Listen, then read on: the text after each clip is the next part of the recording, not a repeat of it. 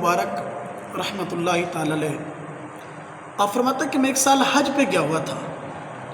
तवाफ़ काबा करने के बाद थोड़ी देर के लिए मैं लेटा तो दो फरिश्तों को आसमान से उतरते देखा। एक फरिश्ता दूसरे से सवाल कर रहा था कि बता इस साल कितने लोगों ने हज किया। उसने कहा 6 लाख लोगों ने हज किया है। फिर उसने सवाल किया, दूसरा सवाल, कि बता इन 6 लाख में से कितने लोगों का हज रब ने कबूल किया है। उसने कहा कि इन 6 लाख लोगों में से रब ने किसी का हज कबूल नहीं किया। हाँ, एक शख्स का हज कबूल किया है, वो दमिश्क में रहता है, वो मोची है, वो हज पे नहीं आया। वाह कैसा कमाल है कि जो आए हैं उनका कबूल हुआ नहीं है, और जो घर बैठा है रब ने उसका हज कबूल कर लिया। और फरमाया उसका हज कबूल किया, और उसके हज की वजह से रब कायनात ने इन 6 लाख लोगों का हज कबूल किया है। हज़रत अब्दुल्ला बिन मुबारक फरमाते हैं, मेरे दिल के अंदर जुस्तजू हुई। जब मैं हज से फारिग हुआ, मैं उसकी तलाश में निकला, उसके दमिश्क में पहुंचा, उसके घर को, उसका दरवाज़ा खटकाया, उससे पूछा कि बता तू कौन सा ऐसा अमल करता है कि जिसकी वजह से रब ने तेरा हज कबूल किया है। मैंने तेरे बारे में फरिश्तों से बातें करते हुए सुना है। उसने पूछा कि पहले बताओ आप कौन हो। आपने फरमाया लोग मुझे अब्दुल्ला बिन मुबारक कहते हैं। जब उसने नाम सुना ना, वो मोची बेहोश हो गया। जब होश में आया तो कहने लगा बता कि फरिश्तों ने मेरे बारे में कौन सी तुझे ऐसी बात कही है कि जिस बात की तलाश में तू इतना सफ़र करके मुझे तलाश करने आया है।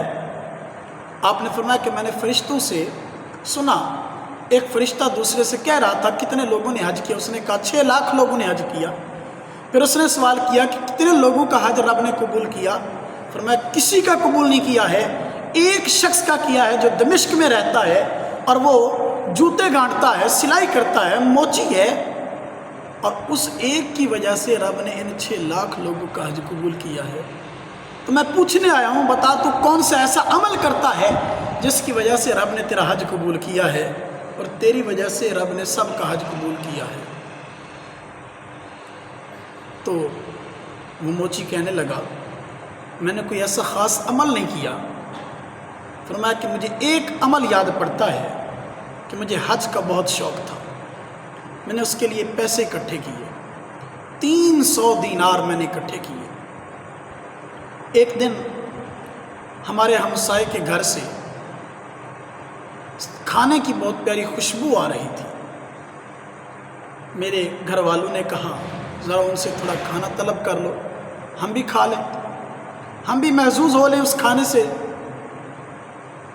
आप फरमाते हैं मोची कहता मैं हमसाये के दरवाज़े पे गया, दस्तक दी, खाना तलब किया। जब मैंने उससे खाना तलब किया तो वो ज़ारो कतार रोने लगा, ज़ारो कतार रोने लगा। मैंने उससे कहा कि मैंने सिर्फ खाना ही तलब किया है, इसमें रोने की क्या बात है। उसने कहा कि हमारे घर में 7 दिन से फाका है, 7 दिन से बच्चों ने खाना नहीं खाया। आज मेरी बीवी ने मुझे मजबूरन घर से निकाला कि जाओ कुछ तो लेके आओ बच्चों के लिए। कहता मैं जंगल में गया, वहाँ एक गधा मरा पड़ा था, उसका गोश्त काट के लाया, वो मैंने अपने बच्चों के लिए पकाया। हम तो हालत इज़्तिरार में हैं, मजबूर हैं, हमारे लिए हालत इज़्तिरार में गधा खाना जायज़ है, लेकिन आपको कैसे खिलाऊं, आप तो साहिब तौफीक हैं, आपको तो अल्लाह ने वुसअत बख्शी है। हज़रत अब्दुल्ला बिन मुबारक फरमाते हैं, वो मोची कहता है कि मैंने अपनी आस्तीन से 300 दीनार जो मैंने हज के लिए इकट्ठे करके रखे थे वो निकाले और मैंने उसको दिए। मैंने कहा ले जा, जा अपने बच्चों का फाका दूर कर, अपने बच्चों को खाना खिला, अपना फाका दूर कर। हज तो फिर भी हो जाएगा, हज के लिए तो दोबारा भी पैसे इकट्ठे हो जाएंगे, लेकिन तेरे बच्चों के फाके का क्या बनेगा। जा तो अपने बच्चों का फाका दूर कर। तो आज हम हज पे लाखों खर्च करते हैं, उम्रे पे हम लाखों खर्च करते हैं, हम नमूदो नुमाइश पे लाखों खर्च करते हैं। कितने बच्चे जो है वो भूखे मर रहे हैं, کتنے بچے تھر کے اندر بھوک سے مر گئے، کتنے بچے پانی میں ڈوب کے مر گئے، کتنی بچیاں جو ہیں وہ بھوک کی وجہ سے اپنی عزت کو نیلام کرتی ہیں۔ ابھی کل ہی فیصل آباد کے اندر ایک باپ نے غربت سے تنگ آ کر اپنی دو شہزادیوں کا، اپنی 2 بیٹیوں کا گلا کاٹ دیا، گلا کاٹ کے ان کو ذبح کر دیا اور پھر خودکشی کر دی۔ یہ ہمارے لیے سوالیہ نشان ہے اس معاشرے پر۔ جب وہ پوچھیں گے بلا کے سامنے، کیا جواب جرم دو گے تم خدا کے سامنے؟ جب ہم رب کے سامنے پیش ہوں گے تو رب ہم سے پوچھے گا نہیں، ہماری دولت کے بارے میں، ہمارے مال کے بارے میں ہم سے سوال نہیں کرے گا رب۔ آج ہم سیدنا حضرت امام حسین رضی اللہ تعالیٰ عنہ، نبی پاک علیہ الصلوۃ والسلام، حضور کے اہل بیت اطہار، حضور کے صحابہ کرام، ان کی محبت کا دم تو بڑھتے ہیں، لیکن ہمارے اندر ان کی امت کا درد نہیں ہے، ان کی امت کا جو درس ہے وہ درس نہیں ہے ہمارے پاس۔